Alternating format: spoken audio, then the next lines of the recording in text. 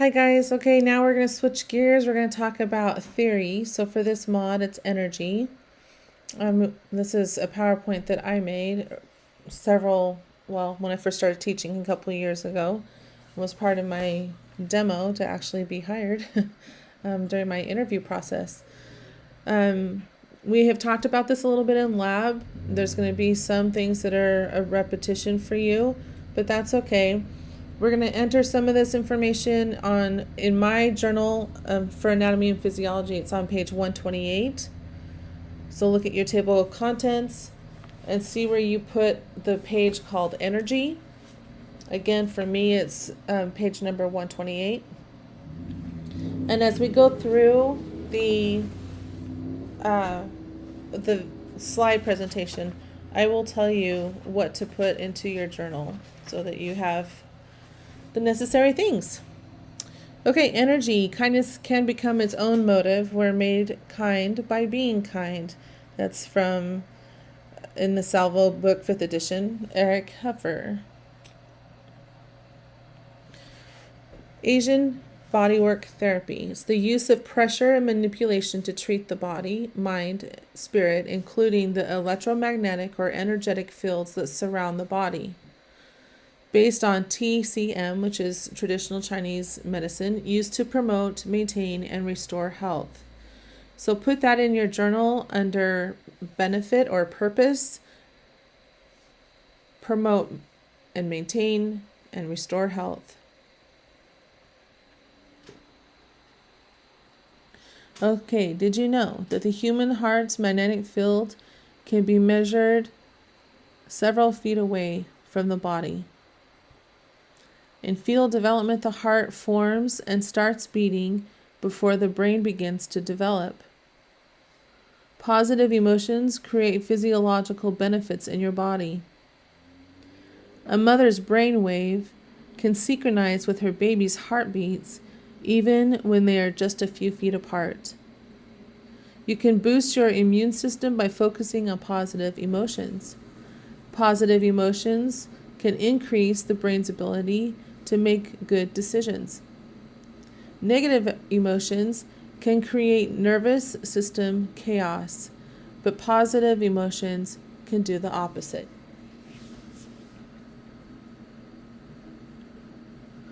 Resonance. So when we're talking about electromagnetic fields, we're talking about vibrations, which is characterized by the frequency or how many oscillations per second, which is in hertz, or the amplitude, the maximal deviation of the body from the position of stable balance, so the amplitude of the wave. The deviations on time is vibro speed, so milliseconds per second,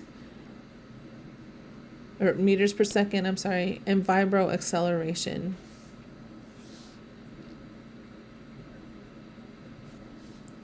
As the criteria for hygienic estimation, normalization of vibrations are applied, vibro speed or vibro acceleration as changes in an organism under the influence of vibration depend on the quantity of energy of the fluctuations transmitted to an organism, which in turn is proportional to a square of auxiliary speed or acceleration.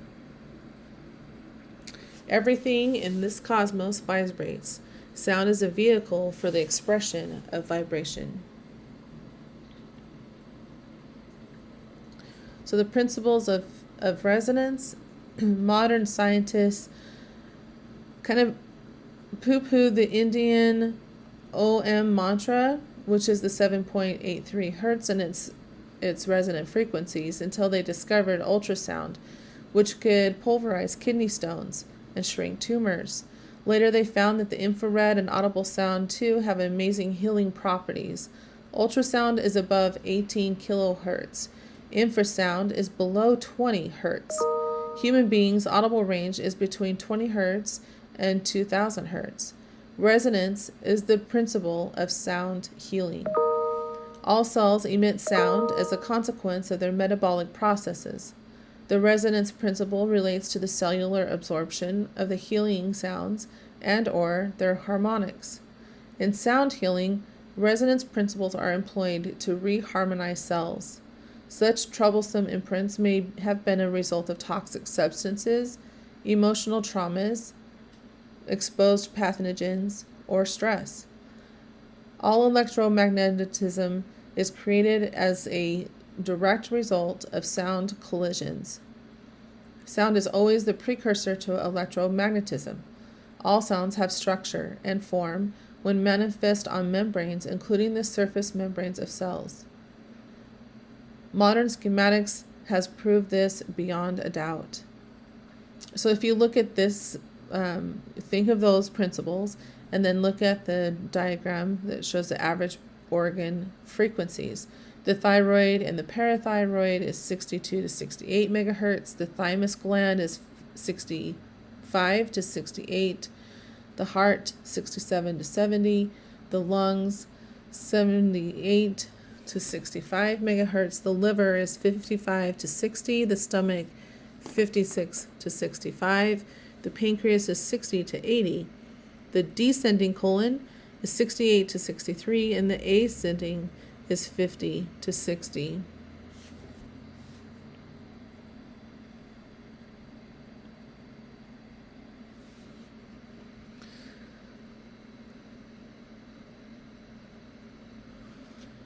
So in this slide, we're looking at the touch and healing frequencies.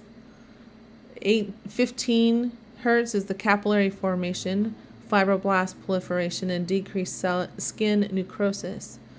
At 10, we have ligament healing. At 7, bone growth. And 2 hertz is nerve regeneration. Within the brain, we have beta waves, which is 1 to 20 hertz. Alpha waves, 8 to 13. Theta waves, 4 to 7. And delta waves, 0.5 to 3. And you can read on that chart a little bit more about the brain waves and the relationship between stimulus and neural responses. We have theta waves, and then it shows the response of what we can do to try to help with pain or touch. Intention must be coupled with the sound for the miraculous healing. If you understand what happens, it is quantum science. Intention consists of using your focused thoughts, feelings, and visualizations to attract whatever is desired, such as enhancing one's health. Longitudinal sound wave is a carrier of wave consciousness. The power of intention involves consciously drawing on the universal field of energy. Your mind holds immense healing and creative powers and will continue to work on your behalf as long as you maintain your conscious focus of intention. So we've talked about this a lot in lab. We visualize things as we're working. I've talked to you about in Swedish, visualize yourself as like an ocean tide or a willow tree, something that kind of gives you that motion and momentum that doesn't have a start and an end. When we talk about things such as energy, work, with like if you want to qualify craniosacral as that, or chakra healing, shiatsu, those are all things that you have to understand, that your mind needs to have the intention. You can't be thinking about what you're going to have for dinner tonight or what test is coming up tomorrow. You need to have your mind in the intention in the moment.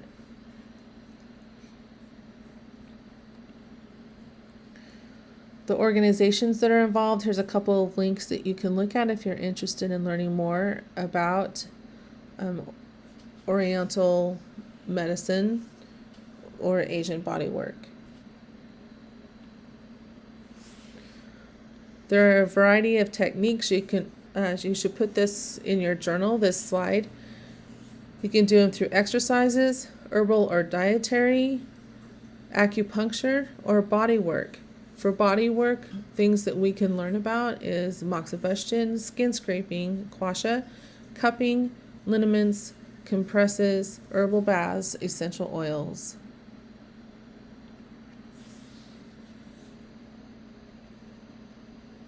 Okay, life force, energy, chi, ojas.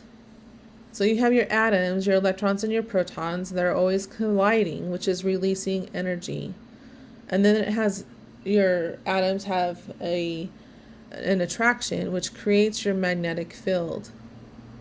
There's a concept of relativity with matter particles and waves of energy. So what we're trying to do is to match that and help the body heal. Who's who? Shitsu is the creator of quantum shiatsu. Pauline Sasaki was her student, or his student rather, described the observable variations of vibration or speed. She discussed mass as slowest the speed that we can see, and spiritual, which is fast vibration, which we cannot see. Yellow Emperor's Inner Classic, which you learned about in chapter 1, is the Chinese medical text dating from 300 to 100 BC. The theories of Yin and Yang are described in the Yellow Emperor's Inner Classic. So here we have Yin and Yang. There are two sides. The circle is always complete. It's never ending. The two sides show a duality between the light and the dark. And then there's inner circles, or what I thought it was eyes, showing that there's never a complete light or a complete dark. It's non-absolute quality. There's always a little bit of the opposite in everything. You'll want to write this slide or draw this slide into your journal.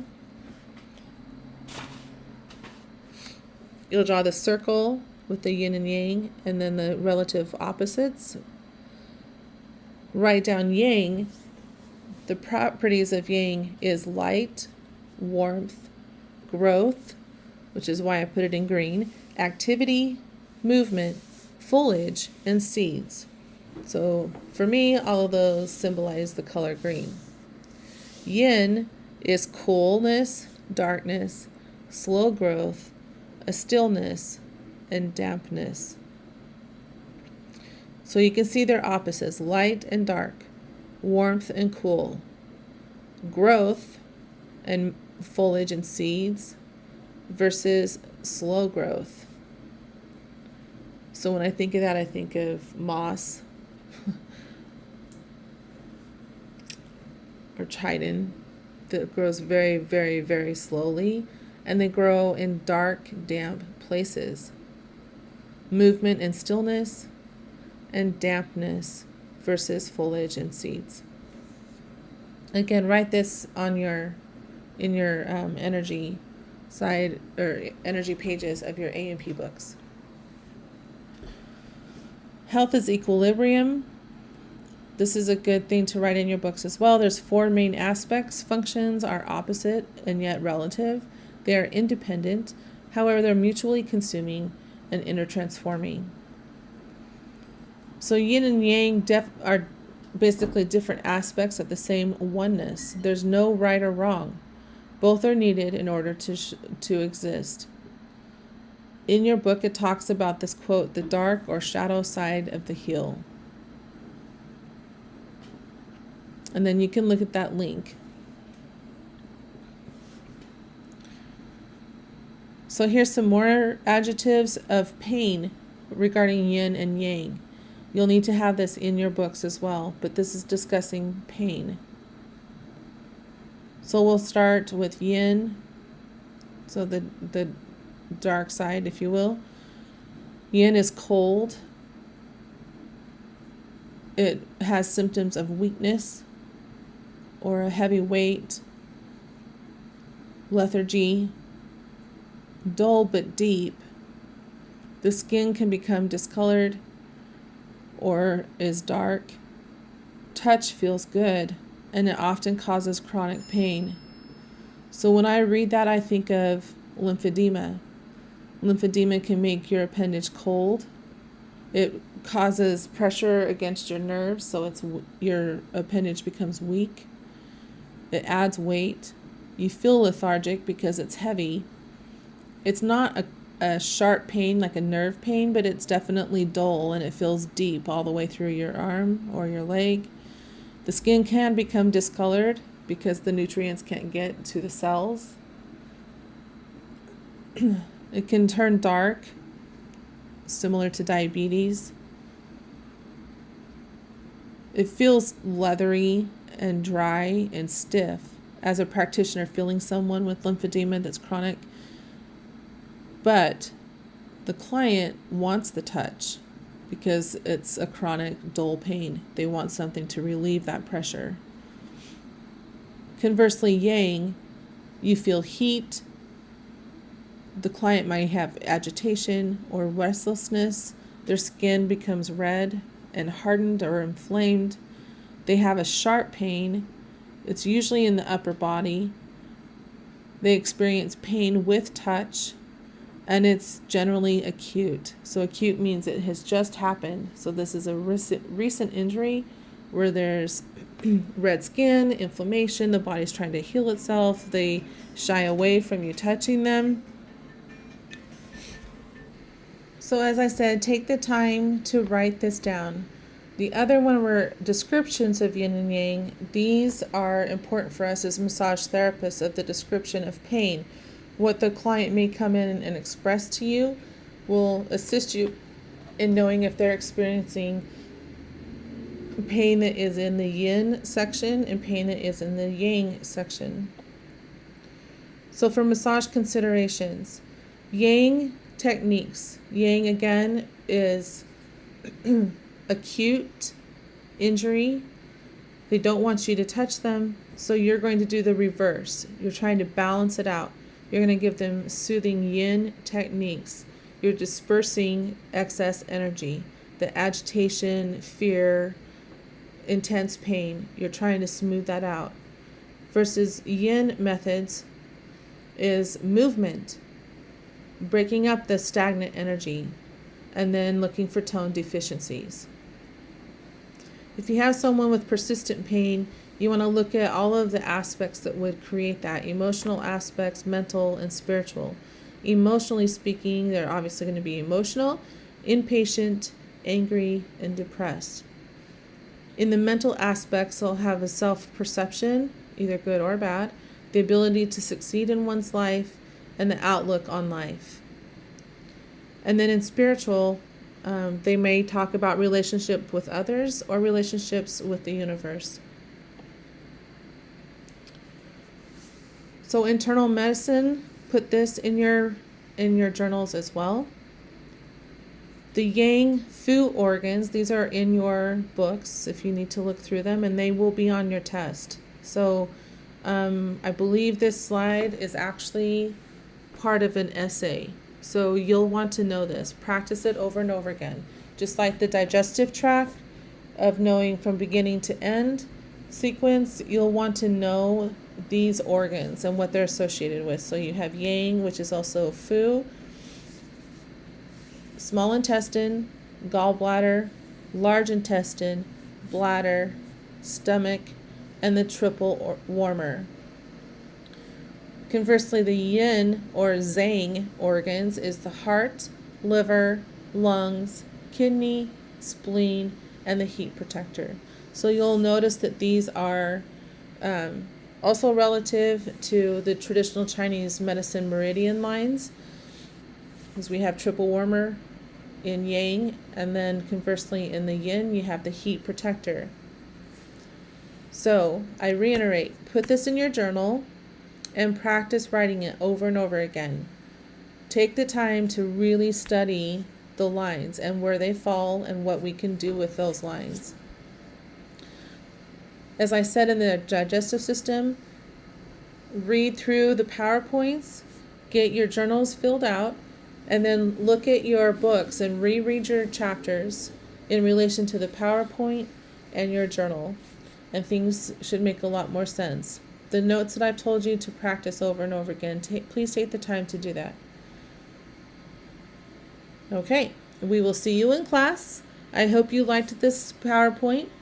We'll talk to you guys very, very soon.